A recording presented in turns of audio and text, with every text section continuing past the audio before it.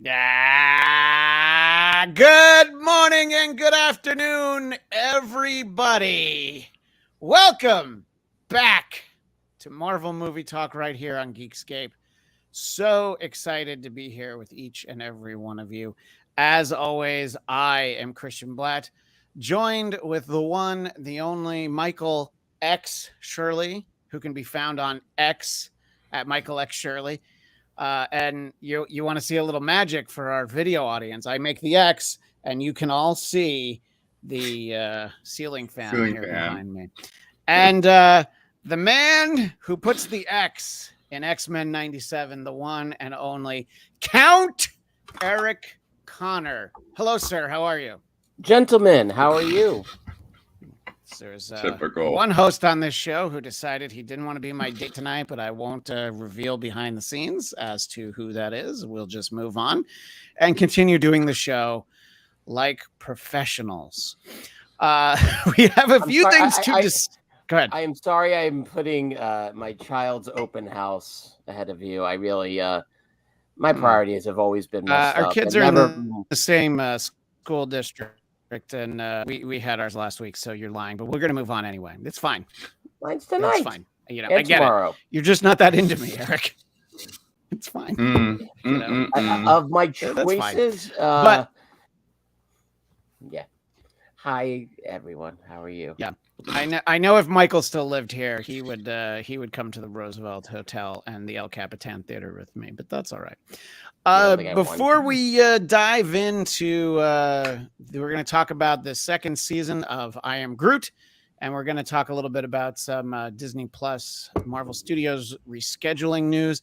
I did want to take a moment to talk about the passing of an extraordinary artist, the inker, Dan Green, who is responsible for what I still say, and I have stated this unequivocally on a number of occasions. To me, this is the best comic book cover that I have ever seen. Pencils by John Romita Jr., inks by Dan Green. It is Wolverine tearing through the book of Uncanny X-Men 207. I guess you have to specify because I feel like subsequent X-Men books might be up to 207 by now. But this is volume 1, issue 207 from 1986. And, I think that people focus a lot on their favorite pencilers. I have talked about there are times where I'm not a fan of John Byrne, but when he's inked by Terry Austin, I think he looks great. And I think Paul Smith, everybody looks great when they're inked by Terry Austin. So Dan Green provided some continuity in some very memorable era of Uncanny X-Men. This is a very big moment where Logan just leans in for a kiss, and Jean doesn't look like she's pushing back, does she, Michael? Is she like, I'm with Scott, but and this is and I remember this moment. Logan said that he had to make sure it was really her, that it wasn't a liar or a scoundrel. And I'm like, yeah. Well, sometimes you got to do the old taste test. So the passing of Dan Green, it was there's names that you see and you go like, oh yeah, that's one of the greats. They built the company, but I have so many comic books that were inked by Dan Green, so I wanted to start with that, and it gives me an excuse to really just filibuster and say that Uncanny X-Men 207 is the best cover of any comic book, Marvel or otherwise. Maybe if they keep pushing the schedule, maybe we'll do a favorite covers episode coming up in the near future. But we'll talk a little bit about the rescheduling. But what I'm excited that we have some new Marvel content on Disney Plus to discuss today. And it's 5 episodes. It's about 20 minutes of actual content, because when you watch something on Disney Plus, that runtime includes like all the foreign language dubbed versions of it and some pretty long credits. I do appreciate that in I Am Groot, that Groot just fast forwards through the Marvel Studios intro, because otherwise, if they use the standard one from the films, like half the episode would be Marvel Studios. And obviously, this is an animated series. I watched season 1 with my 5.5-year-old daughter, Lucy. She loves Groot. That was her big takeaway from her animated introduction to the Guardians of the Galaxy from an episode of, I believe it was Ultimate Spider-Man. And she likes Groot because he says, I am Groot. And she likes Rocket because he's got a big gun. So you see what's already happening in my household. Him. That's what it seems like. But obviously, this is great for the kids. I think it's fun. It's light. I was we have a big Geekscape text thread that I was on, and people were talking about trying to go to sleep after watching the new episode of Ahsoka last night. And I was like, well, I watched I Am Groot, and it was perfect right before bed to watch all 5 episodes. Eric, are your kids already too old for I Am Groot, or do you feel like they might appreciate some of this? I think they will appreciate it, and they are too old. I think it's cutesy, but to their credit, they're a trifle, right? I feel like you watch it so fast. Like I don't think I even realized I'd watched all of it. Like I had skipped past like the end credits, and and I was like, oh wait, I guess that's it. But by the way, there's one of them that even with the credits, the runtime's listed as 3 minutes. Yeah. No, they're the minisodes. They're not really episodes. If only Quibi had struck a deal for Groot content, maybe right. Quibi would still be with us. Or they could have gotten all the actors to reenact it like they did The Princess Bride, which I think also, by the way, would be quite fun. I mean, this feels like lots of potential user-generated content you can make with something like this. But sure, it's cute. It's fun. As I'm watching this, I'm like, how are we going to talk about this for like an hour? And I realize we're not going to talk about this. Did you notice we started at 15 minutes after the hour? Yeah. This is a mini-sode for the Geekscape crowd as well. But I did find myself laughing out loud at least like once per episode. Yeah. And for a few minutes, I'll take it. I don't ask for much more than that in life. When Groot stepped in the poop from the little bird. Was that okay? That was maybe my only question. Was that poop, well? When have we done an episode when your questions aren't scat related?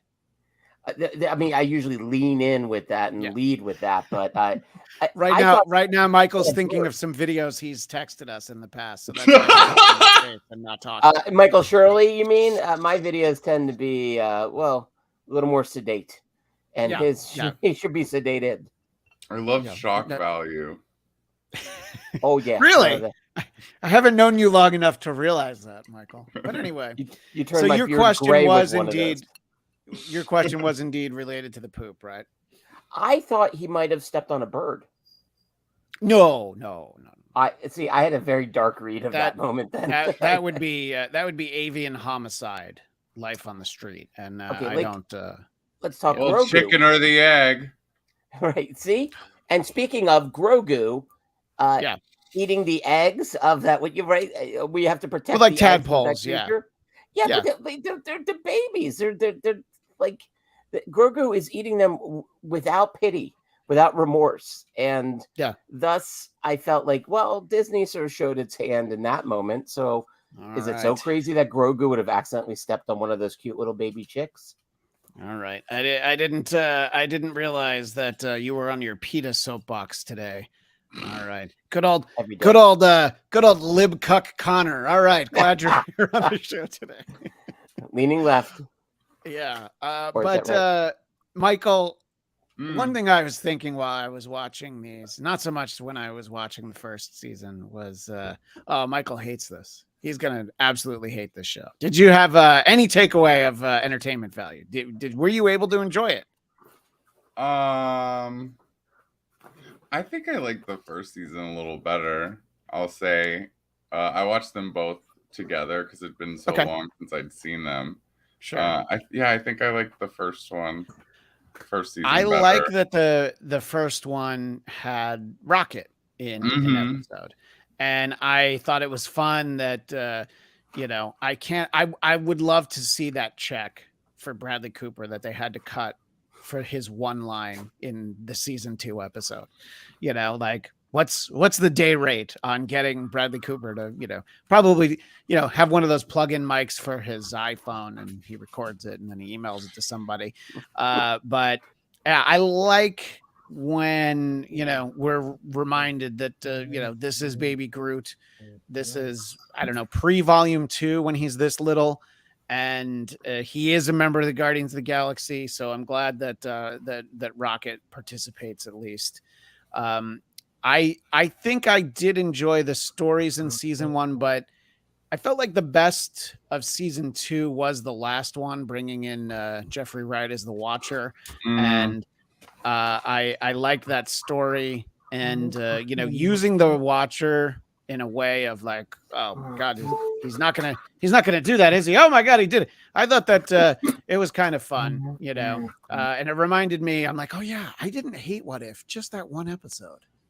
Just really hated that one episode. Like really, really hated that one. And the zombie one wasn't great either.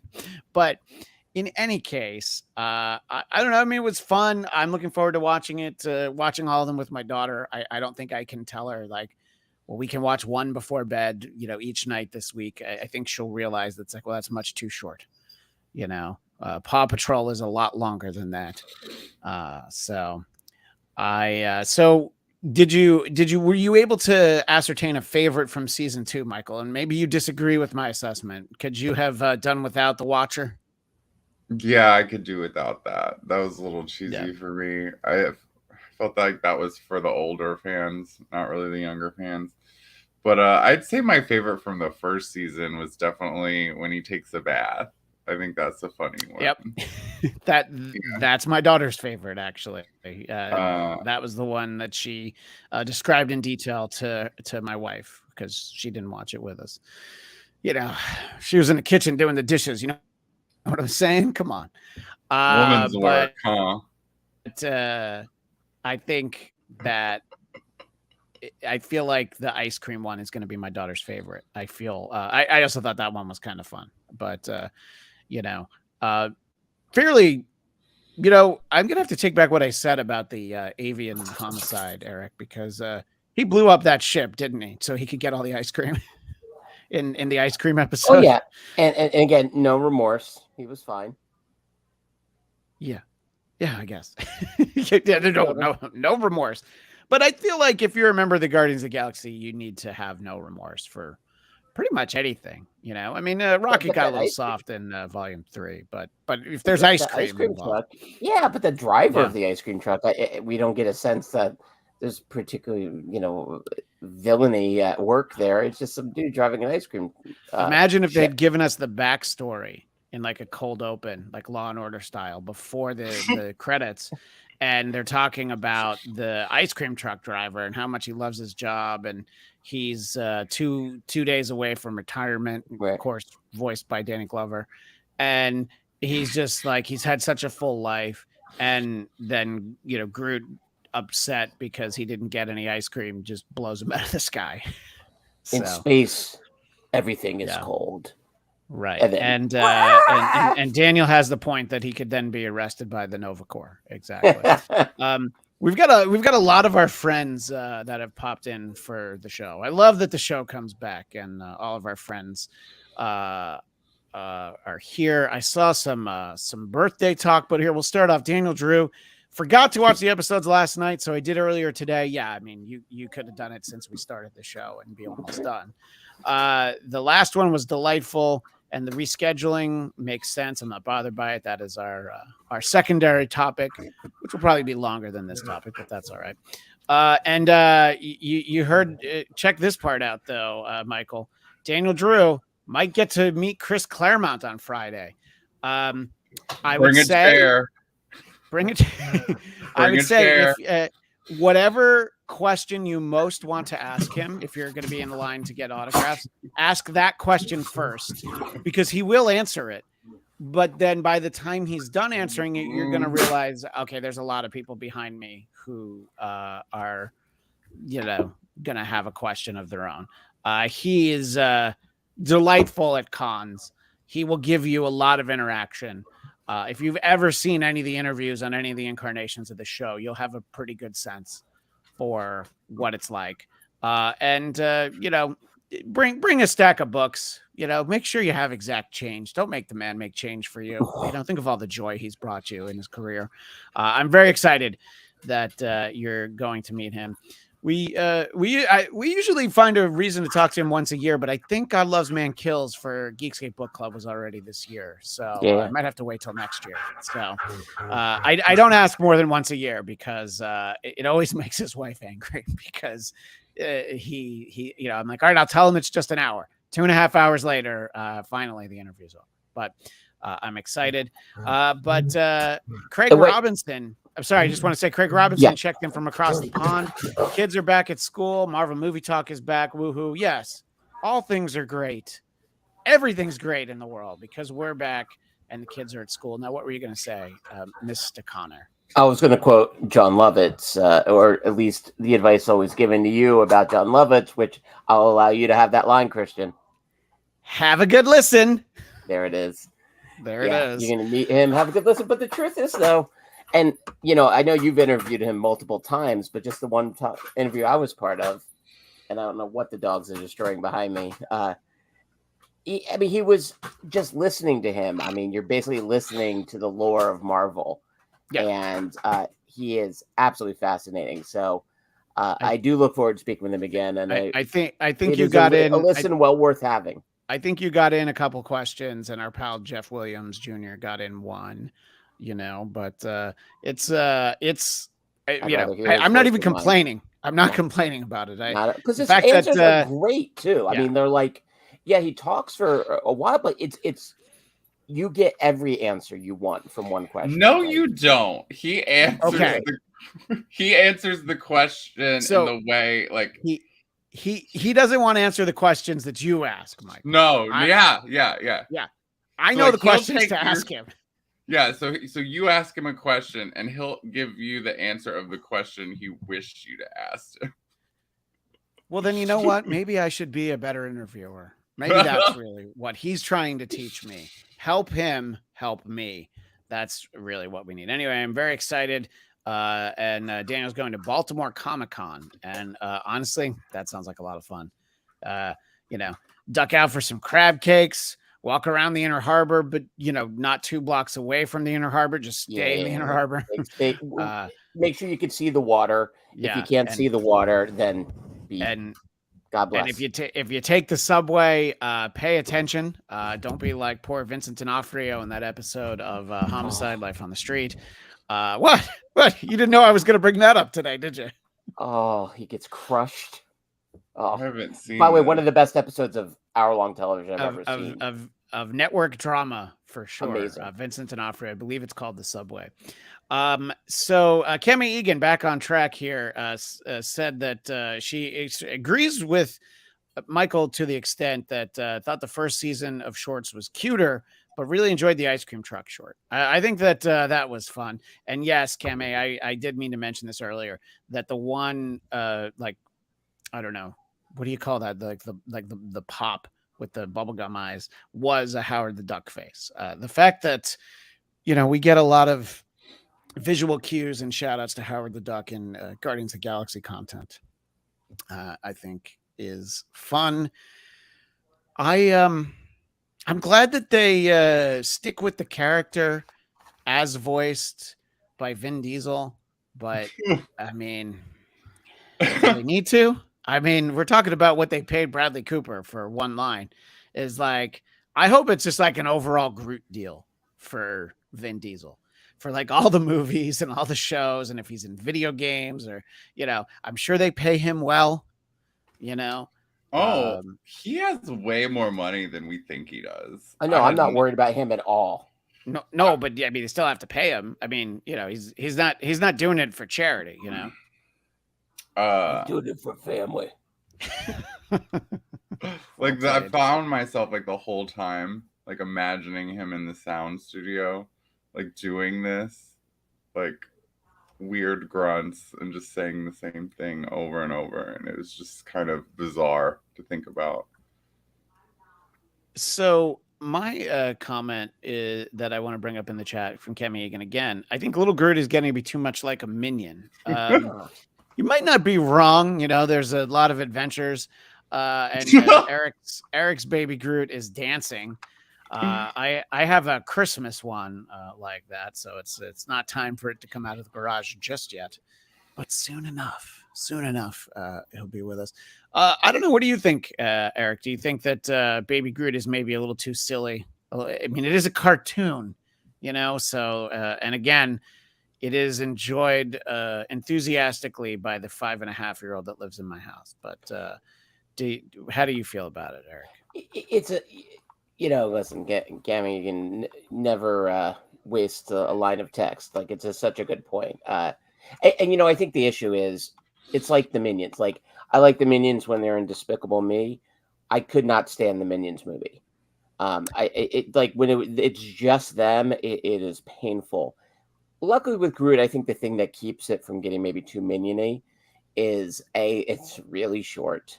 Like, we've yet to have the Groot movie. Once we have the Groot movie, that might be I'm tapping out and I throw this in the trash. But until that day, I don't mind. For 3 minutes, I'm amused, and luckily, I do think these minisodes have just kind of enough of the sort of chaos of the Guardians and the tone that it doesn't feel like it gets too into the weeds on the sort of cutesiness. Like, and even you brought up the last episode with the Watcher, and actually it's funny. As I'm watching that, I was reminded of like that famous Bugs Bunny cartoon where the cartoonist, like, his pencil shows up. Duck Amuck, right? I believe that's what that one's called. If you say so, I'll say sure. Okay. But that idea. I'm sorry. I thought you were a teacher for a second. I don't know what I was thinking. Yeah. My Bugs Bunny class, unfortunately, no one came to. Hey, if you do a Bugs Bunny elective, I will figure out a way to audit that class. I just do old Tom and Jerry and talk about how they represent a very dark chapter in American history, actually. But basically, it is that sort of meta thing that I thought was actually pretty clever. So to that point, I just think because it always sort of keeps at least a toe in the sort of Guardians kind of world, it never, for me, has yet to go kind of full Minion, but I think 2 seasons is enough. I kind of hope they got a plenty in the back order of, like waiting in the queue to come out on Disney Plus. I hope this is it for a bit. Well, I'm gonna bet they already have more. Like, they're probably done. The fact that these are as short as they are, it tells me that there's probably like 50 of them or something.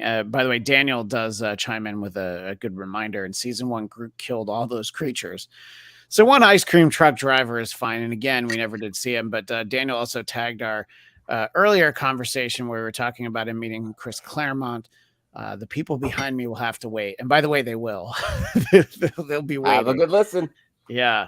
I don't know, but there's nothing worse than getting to the front of a line at a con and the creator that just signs, and it's like, do you want the CGC grading?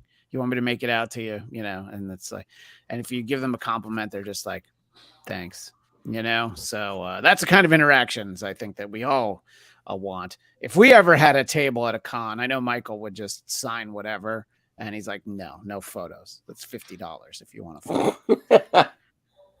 Is that what your price would be if we did a con appearance? No.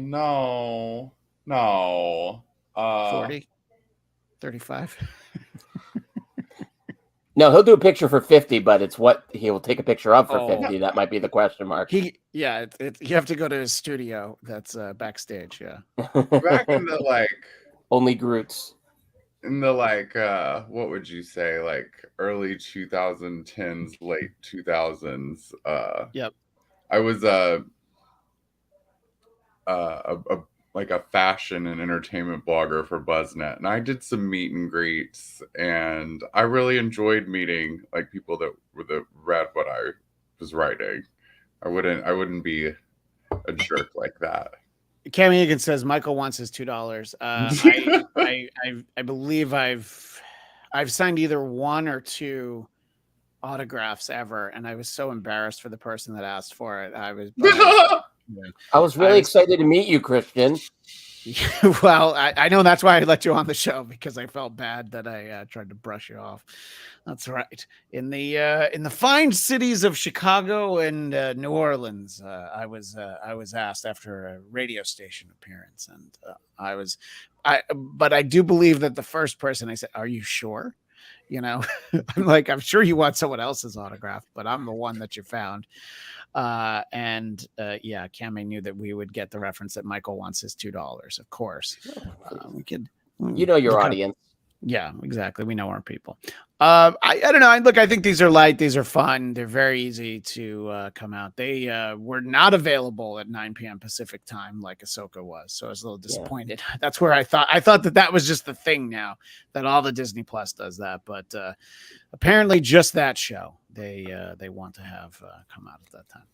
Anyway, we've been speaking about Disney Plus content and what it is that we've gotten now. And while we were on our extended summer holiday, I think we only took off 2 weeks, but it felt like more because we missed everybody so much. This September 1st from Variety, Marvel's Agatha delays to fall 2024. Michael is very upset. Studio also shifts Echo, X-Men 97, and What If release dates. So everything is moving a little bit, and part of the reason is the SAG-AFTRA and Writers Guild strikes. So we will get What If season 2 this year, and it will show up in December. Over the holiday season, it says no specific date just yet. Echo, a spin-off of Hawkeye, moved from November 29th to January 2024. The show is still set to release all episodes at once. The first binge release for a Marvel Cinematic Universe series on Disney Plus, and we'll put a pin in that right there. And why do you think that is? Do you think it's because, Michael, they feel so good about the show and the content that they just want to celebrate it and give it to everybody all at once? Or could they be trying to bury it and never to be seen again? Well, I figured if they really wanted to bury it, they'd put it out about now. But yeah. I don't know. I think they probably don't have super high hopes about us caring a ton.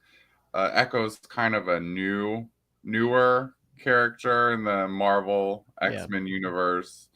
Now I don't know if now, but she was the Phoenix recently, which adds a little intrigue. But I don't really know if any of us know what to make of what this show's supposed to do or where it's going to take us. Right. Yeah, and I think that you need to put out the show when you have this wonderful actress who was in Hawkeye, Alaqua Cox, and she is hard of hearing. I believe she's classified as deaf. Hard of hearing. Okay. Yeah, and you can't necessarily be like, oh, the show with the deaf girl, we didn't like it, so we're not going to put it out. You kind of have to. And I may or may not have heard secondhand from someone who may or may not have worked on this show, who may or may not have been out on the writer's picket outside of, let's just say, one of the studios, that the process was not enjoyable for anyone who worked on it, at least on the pre-production side.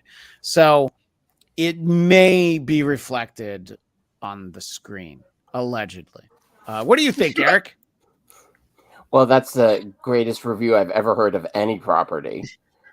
So I may be excited to see it. I may not be. I mean, clearly this is one that they're like, shoot, we have this thing. We're pushing back all our bigger titles on the big screen and small. So whatever, we'll just dump it. And they're dumping it. Was it November or What was the date? November 29th. Yeah, my daughter's birthday. So Thanksgiving. That's how I remember. Thanksgiving weekend. Yeah. That's great. Yeah. So, yeah, so much faith in this property. It's one step away from coming January 3rd. Like when you ever hear that, you know that movie sucks. So, I'm not feeling the love for Echo, and I too heard not the greatest things about this thing already, and I think also too they maybe also missed an opportunity as far as so good appearance on Hawkeye. Hawkeye's been a while though since we saw that show, it was a full year ago because it was Christmas time, right? And they haven't really done. I mean, like I'm not sure beyond on the comic book front. Did they? Michael, you're saying Echo's become the Phoenix, so I guess they're using the comic book space for Echo. But in terms of getting people maybe in the know, I feel like they haven't even tried to I don't know, even the Disney, the splash pages doesn't have Hawkeye front and center. It doesn't say before Echo or see Echo's first appearance. So I feel like they really it's not just that they're dumping them all. They're also just kind of burying them. They're not putting any kind of promotion into it to get us reacclimated with this character. So yeah, no, I think they've beyond given up on this property. And I mean, the good news is, even if it's mediocre, it's better than we're going to expect. So now we go into this sort of with absolutely no expectations, which hopefully maybe helps because they've after Secret Invasion, man, I'm still licking my wounds on that one as a fan. Yeah, that was a big reason why we needed. Big reason why we needed 2 weeks off at the end of the summer was Secret Invasion, really. And them dropping the whole series. Yeah, them dropping the whole series at once. I'm like, I don't even know how to cover that for this show. In the old days when we did after shows for AfterBuzz TV, the Netflix shows. I would try to do 3 or 4 in a single sitting, and they're like, no, you should do 1 for each episode. I'm like, but then I have to watch them 1 at a time because I'm not going to remember, where the story stopped because I'm not smart. So it's something to think about. And everything selfishly goes back to, but what does it mean for me? So that's where we're at with Echo. X-Men 97, and that has moved from fall 2023 to early 2024. So I know someone who is working on that, and hopefully he'll be able to talk to us once it's released. But I can tell that he's excited for that project. I know that a lot of us have high hopes for it. I'm just excited to see the X-Men. And they'll be in an era of X-Men where I'm comfortable with. I don't want to hear about Krakoa. I don't want to see Scott with that stupid round helmet. There's I don't need Scott and Emma Frost playing. I don't need Scott and Emma Frost playing grab ass. I'm not interested. All right. So just bring me back to 20th century Fox, as it were, 20th century X-Men. Michael, I alluded to this when I read the first paragraph of this story. The WandaVision spinoff Agatha is now scheduled to debut in fall of 2024, likely around the Halloween season. It did finish filming before the SAG-AFTRA strike. Now, goody. It was originally announced the title was Agatha, House of Harkness. Then they changed it to Agatha, Coven of Chaos. Now we're told it's Agatha, Darkhold Diaries, which is... I believe they're just doing a shot-by-shot remake of Princess Diaries, but with Catherine Hahn in the Julie Andrews role. But I might be mistaken. Which of those titles do you hate the least, Michael? I guess Coven of Chaos. Coven of Chaos. Okay. Yeah, I hate this new one, the Darkhold Diaries. I just think of it's like a Sex and the City spinoff or something.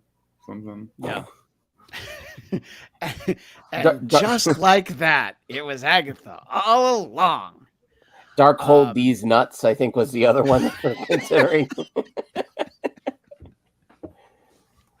It's the grown-up college professor who brought that to the table. Not surrounded by two teenage boys. So not the dummy who gets insulted on the internet by stuttering John Melendez. The college professor is the one who comes to the table with that. What do you think about the movement of Agatha? What does that do for you, Eric? Are you disappointed? Are you just numb to all this schedule movement? Like you were saying before, my disappointment is the enjoyment you and I are both going to get of Michael having to watch this show. I mean, I am more excited about Michael's reaction than I am about my reaction or the show itself. I think the fact that they finished filming and they keep pushing it back, that smells like reshoots. Well, it takes a long time to add terrible special effects, as we saw with Secret Invasion, because as we saw with Sharknado as well, or now Cocaine Shark.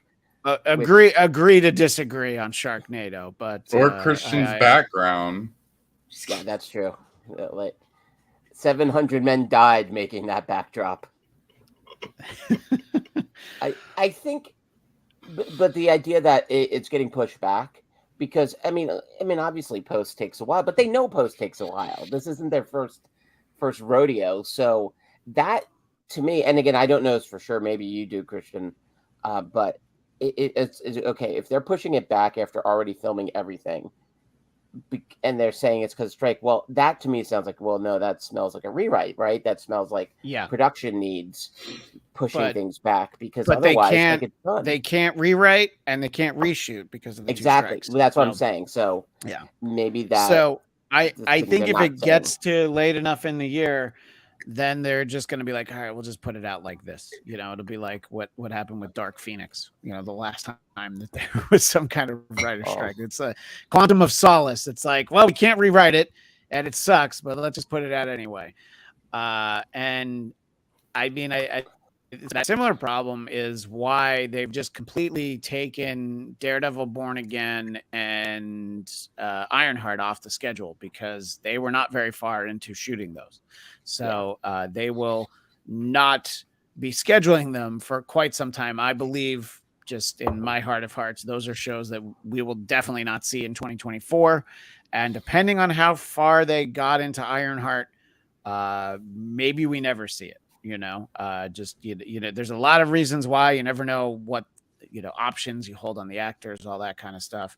But I think that Daredevil will definitely get. I think that they're really invested in bringing that to us. But the good news is, we're talking about a show that we're expecting Michael to not like in terms of the Agatha show, but a show that Michael sat out season 1 on an earlier incarnation of this show.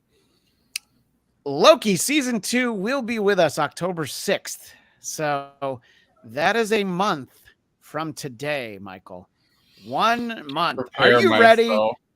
I think Michael to welcome Tom Hiddleston and Lady Loki into your heart.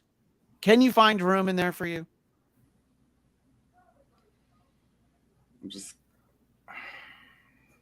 That's the sound of seething.